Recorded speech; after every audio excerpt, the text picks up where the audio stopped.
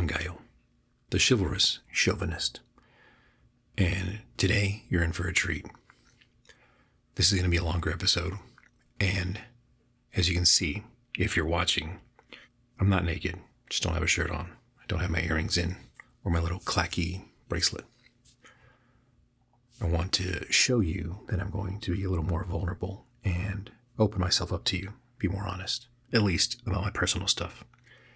When you see me on the shorter episode, that's me just sharing information. So recently, I recorded an episode for a podcast to talk about near-death experiences. And I realized that I only had one significant near-death experience. Now, I've nearly died many times, but my one near-death experience is the only time that I have a memory while I was, air quotes, out. It was after a motorcycle accident. Oddly enough, that was a motorcycle accident that's caused me to start wearing helmets. And each motorcycle accident I had, I progressed from no helmet to novelty helmet to half helmet, 3/4, and now full face. So yes, I've had a lot of motorcycle accidents. It's not counting vehicle accidents, gunpoint, knife point, muggings, shot at drive-bys, nearly drowning multiple occasions. So I want to focus on this one particular one. I still get a little emotional about it. And before I dig in, I try to avoid talking about it because memory is a funny thing, or the mind in general is a funny thing. So as you get older, time seems to go by faster. And in that sense, it's easiest way to explain it is when you're in your 40s, nothing is really new. Sure, there's new things, devices that come out, but as far as your day-to-day minutia go, it's the same thing. You drive to work, you get to work, you do your job, you drive home. So you don't pay attention often. You don't pay attention other than vehicles not crashing into you on your way to work. Other than that, you don't notice potholes, you don't notice billboards, you don't notice that things or changes in the road unless they affect your commute. Whereas a child, when they're young, everything is new to them, so their day fills up with a lot of stimulus or stimuli that they keep taking all this information in. So for them, time takes longer because each moment is filled with a lot of information they have to process and absorb and learn. So when they get older, then it kind of filters out. Or whenever you're walking around in your house, you don't have to think about it. Oh, I have to pay attention to when I turn the corner in the hallway because I might run into something. You know what is or isn't in your home. So you don't have to think when you're going to the kitchen. Whereas a kid, everything's new. That's why Christmas seems to take forever from December 1st to the 25th. But for us, the 90s feels like it was just 10 years ago. Another odd thing about our minds, particularly memory, is we are not reliable with our own information, with our own memories. What one person remembers one distinct way, someone else who had that same experience just a few feet away from you, whether they're related to you or not, could have a vastly different experience by the way they observe what happened. And as time goes on, we attach feelings to memories and fill in the gaps, correlating the feelings with what we think actually happened, and then that becomes a new memory. And we keep imprinting more and more information on our memories until it's something that doesn't resemble what actually happened. I don't recall speaking about my near-death experience to anyone other than remembering it for various reasons that I'll explain later. So the only time I've spoken it out loud was here recently for that podcast episode. So growing up, I had some supernatural phenomenon, or perhaps third eye, whatever. But I had spoken with my deceased grandfather who passed away before I was born, so I never met him. But there are memories I have of other relatives yelling and getting after me because I said things only he knew, and they wanted to know more. Essentially, they wanted to use me as a sort of medium to be able to talk to their father. So I don't recall speaking with my dead grandfather. I do recall getting yelled at and get me to go ahead and talk to my grandfather so I could speak to my aunts through him, or he could speak through me to them. That might have been when I stopped being able to see things or speak to people that weren't there. Because I was afraid of what might happen, that I might be used. Not so much used, but more of the only reason people would want me around was for this parlor trick. Here recently, say around COVID time, I'd made some acquaintances who are clairvoyant and can speak to the other side or hear. And I was told that I should be careful in what I'm trying to do, which at the time I wanted to open up my third eye so I could communicate with whoever's around me. And I'd gotten the warning that there are a lot of entities, family members, and other things that want to speak to me and through me, and that I'm essentially an attractive prize to a separate entity, and to be worried or to be cautious in how I phrase things, on how I want to learn about these things, because I could inadvertently bond myself to this not so much malicious entity, but something that wouldn't always have my best interest at heart. Throughout my life, even to this day, I will get flashes of scenes of things that would happen or could happen or might have happened. I don't know. Say I'm going to drive into town for whatever errand. As I'm getting ready and grabbing my wallet, my phone, getting dressed, whatever I'm doing, getting ready to leave, I'll have a flash of a vehicle collision or a pedestrian run over on the road, something. So where I live, there are 3 ways I can get to the highway, more or less directly, or 3 other back ways.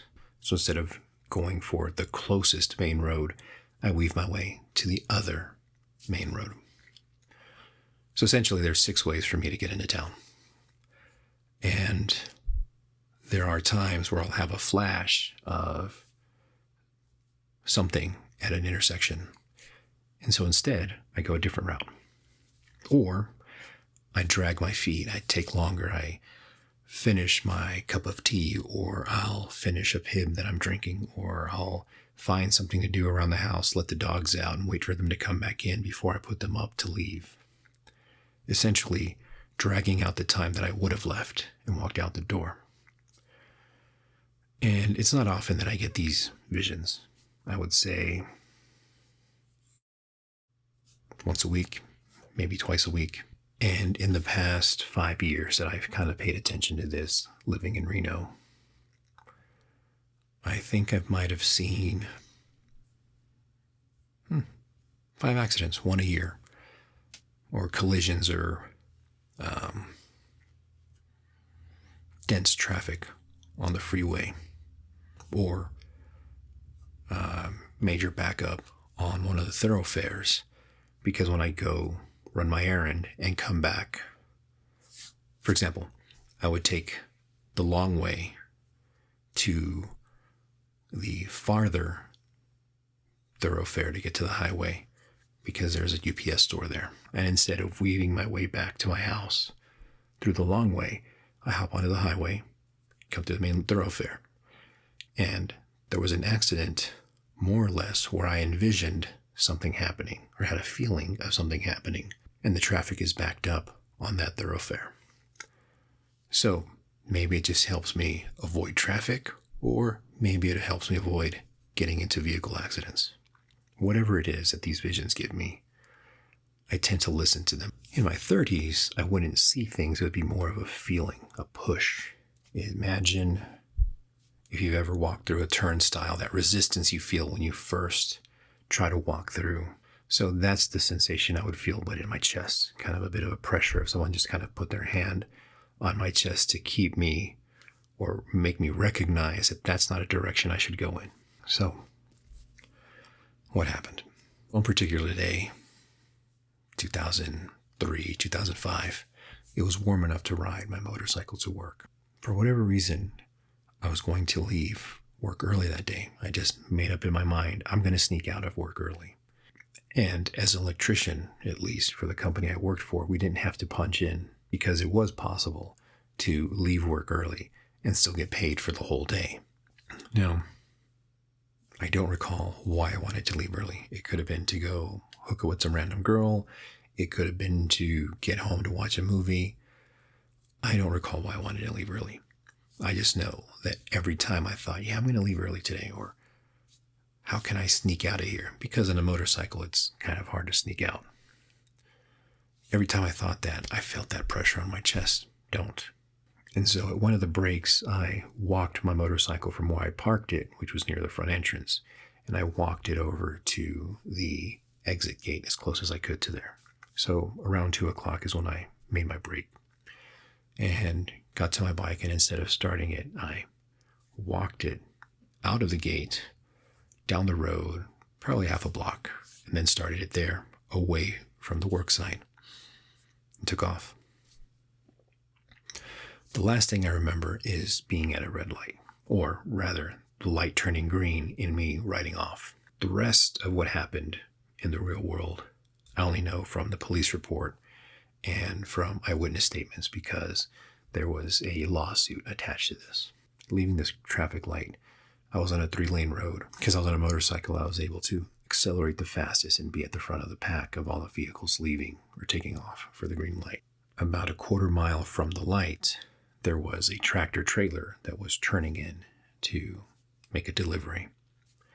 Now that tractor trailer had not slowed down or come to a stop. It just sort of slowed down before it made the turn. And witnesses say they saw me from the far left lane drive over to the far right to avoid being hit by the 18-wheeler.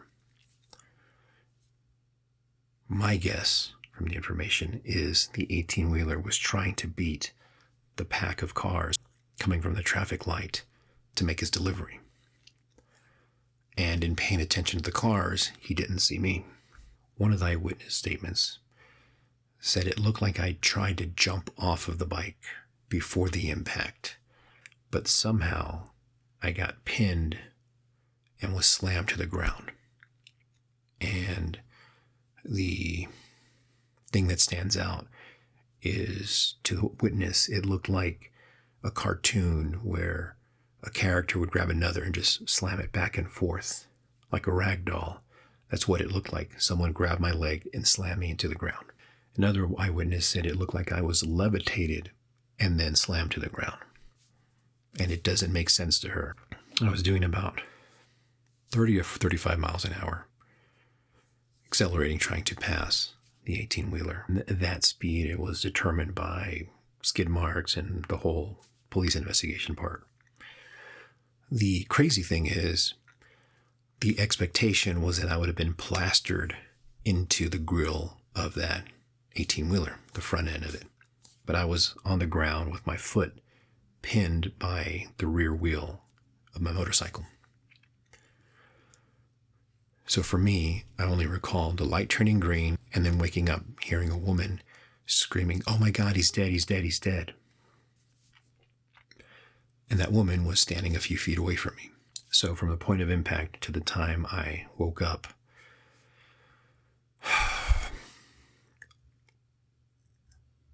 I don't recall the time I was told.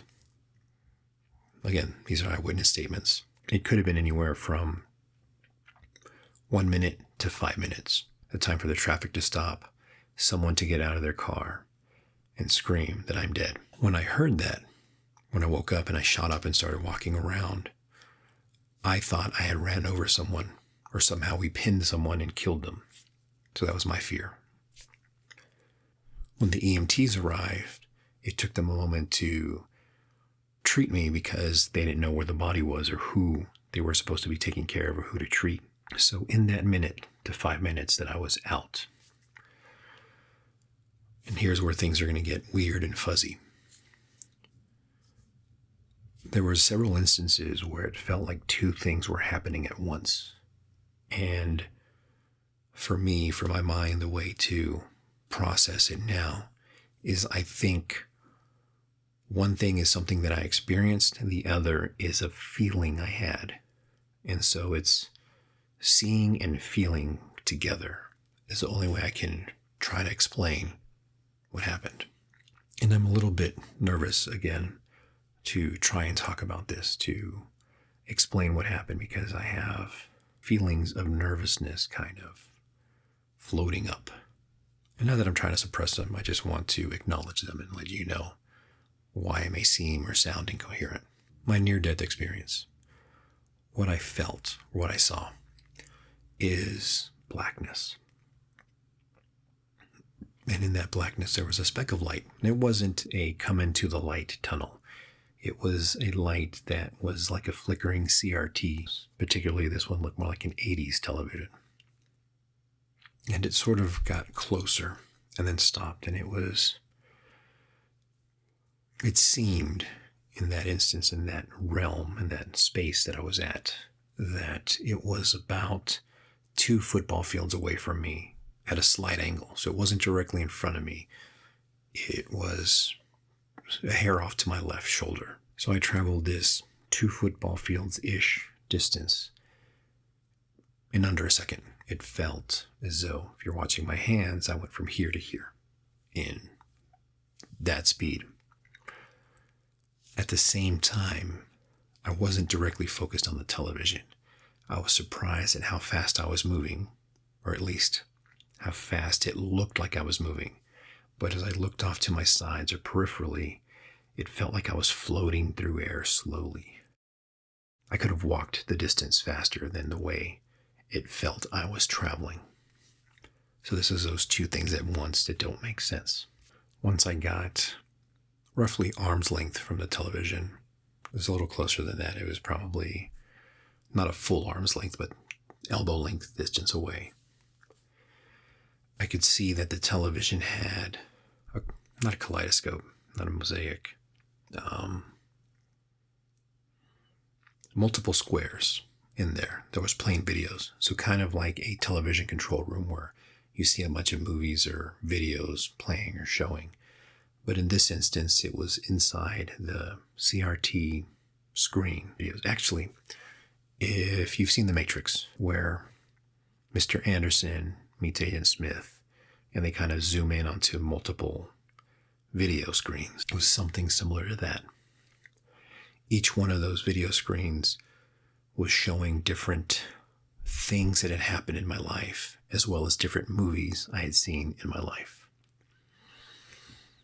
Some of those scenes, I recall fear and anger sensations. Whatever I was seeing, it was a moment that I was angry or scared. There were other small videos that seemed or felt that I was happy and joyful in them.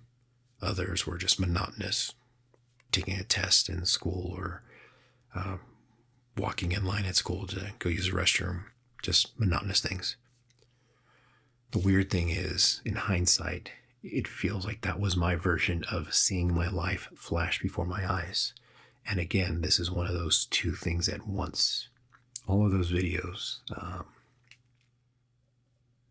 it seemed like there was 10 videos across, 10 videos vertically, so roughly about 100 videos. And they were zooming in into one, into the center. But even though they were zooming in, I feel, or I think I felt, that I was able to watch each one of those videos individually, kind of like on a timeline, in their entirety.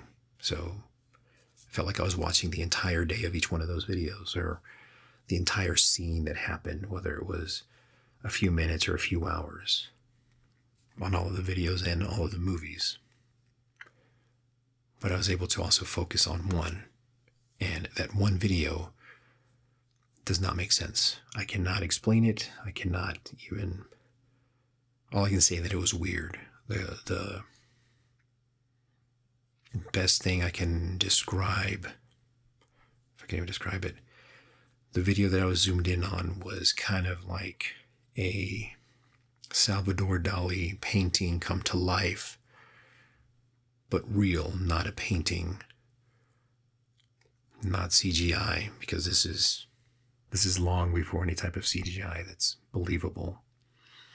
And still, the absurdity of what I was seeing made sense and didn't make sense.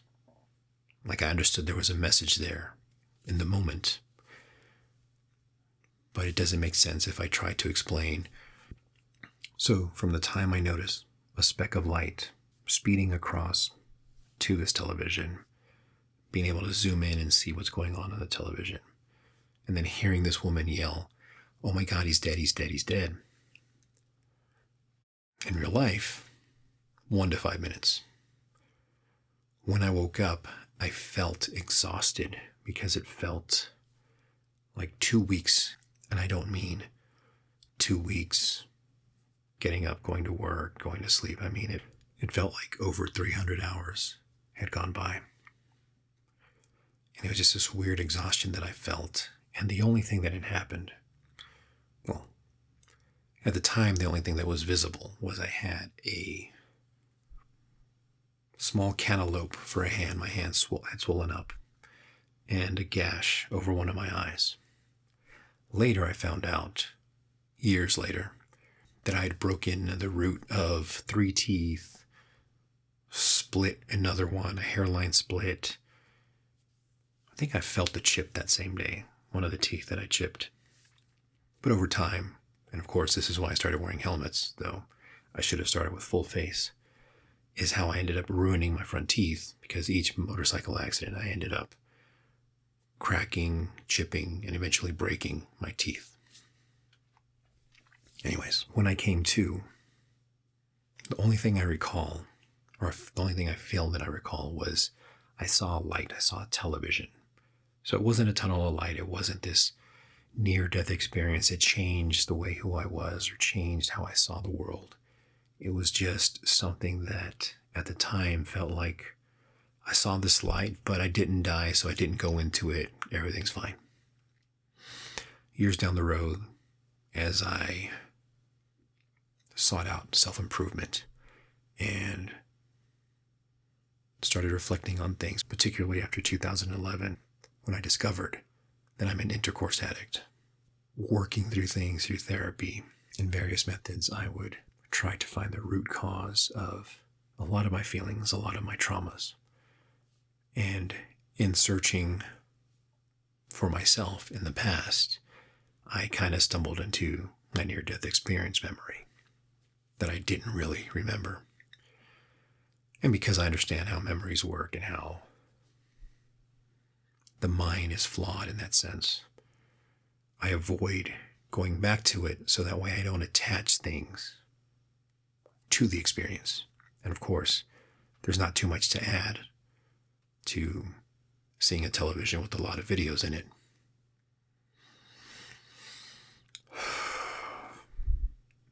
Side note, I felt a weird feeling. Felt like someone yelled at me just now, saying that it's more than just a bunch of videos. Don't know what that message is, but it's kind of freaky and interesting. In any case, this video has 2 purposes. 1, posterity. At the same time, to share with you that I am a person, that I am real, and shit happens. If you want to hear more personal stories and longer episodes, let me know. Thanks for listening. I love you. You are worthy of it. See you next time.